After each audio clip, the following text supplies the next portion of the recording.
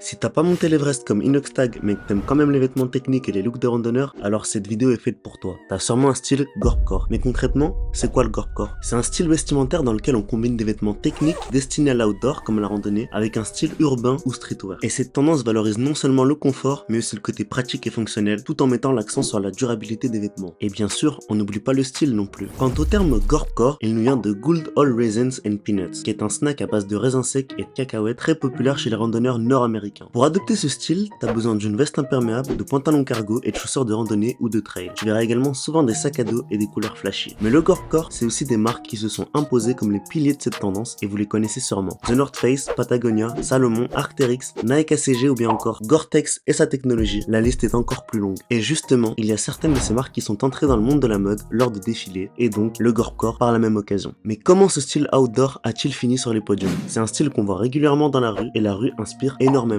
Et puis il faut le rajouter, mais il y a aussi l'impact de certaines stars. Le style va donc tout naturellement inspirer les plus grands défilés. Des marques de luxe comme Gucci et Balenciaga ont intégré cet esprit outdoor dans leur collection. Pareil pour Prada et DKNY, et il y a d'autres exemples. Bref, on verra même des collaborations entre marques outdoor et maisons de mode comme The North Face et Gucci. Et j'oubliais, il y a aussi des collabs entre les marques streetwear comme Supreme avec les marques outdoor comme The North Face encore une fois. Pour finir, le Gorpcore c'est aussi un phénomène sociologique. C'est un style qui va au-delà de la mode. Si pour certains il représente un désir de revenir à des choses plus simples en étant plus respectueux de l'environnement et en rejetant la fast fashion, le Gorpcore est aussi un phénomène de distinction sociale. Alors oui, avec l'impact du Covid, les gens voulaient revenir à des choses plus simples. À première vue, c'est un style qui pourrait sembler accessible, des vêtements de randonnée que monsieur et madame tout le monde pourraient porter. Mais en réalité, le Gorpcore, ça coûte cher, ce qui peut vite devenir inaccessible pour beaucoup de personnes. Certaines pièces Gorpcore peuvent coûter plusieurs centaines d'euros, transformant ces vêtements de randonnée fonctionnels en symbole de statut social. En gros, ça permet à une certaine élite qui a les moyens d'investir dans ce genre de pièces de se distinguer de manière subtile. C'est pas une fatalité, car il y a quelques alternatives moins coûteuses, mais cet aspect sociologique est pourtant bel et bien réel.